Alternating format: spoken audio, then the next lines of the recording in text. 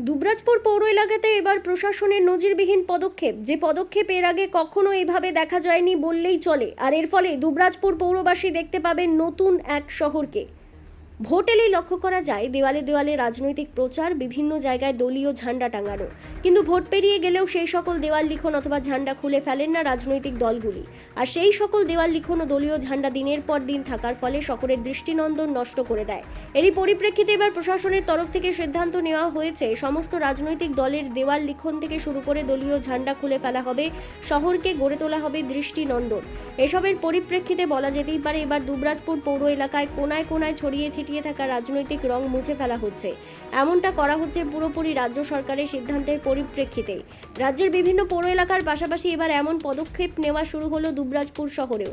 এই বিষয়ে দুবরাজপুর বিধানসভার বিধায়ক অনুপ কুমার সাহা জানিয়েছেন, স্বচ্ছতা আনার জন্য পৌরমন্ত্রী যে নির্দেশিকা জারি করেছেন সেই নির্দেশিকাকে ধন্যবাদ জানাই।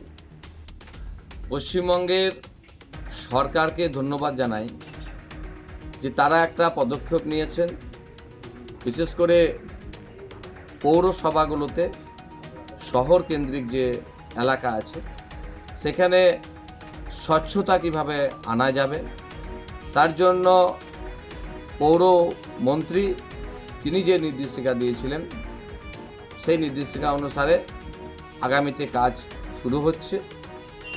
পৌরসভা এলাকার প্রত্যেকটি মানুষের কাছে আমাদের আহ্বান থাকবে যে সরকারি নির্দেশিকা আছে সেটা আমাদের নিজের এলাকাকে স্বচ্ছতা রাখার জন্য, নিজের শহরকে সুন্দর বানানোর জন্য, সুন্দর রাখার জন্য আমরা সরকারের যে বিজ্ঞপ্তি তাকে আমরা সহযোগিতা করব এবং নিজের শহরকে সুন্দরভাবে গড়ে তুলতে এগিয়ে আসব।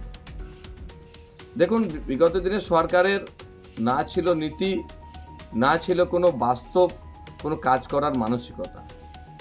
আজকে সরকার 3 মাস শুরু হচ্ছে, সেই 3 মাসের মাথাতে আর সরকার যেভাবে কাজ করছে আমার মনে হয় আগামী দিনে আরও এরকম অনেক পদক্ষেপ আসবে যা মানুষের জন্য, সমাজকে ভালো রাখার জন্য।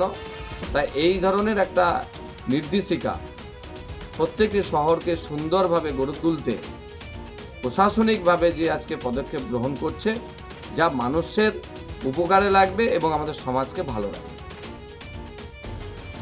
বীরভূমের দুবরাজপুর থেকে লালটু মুখার্জির প্রতিবেদন, বীরভূম রার বাংলা।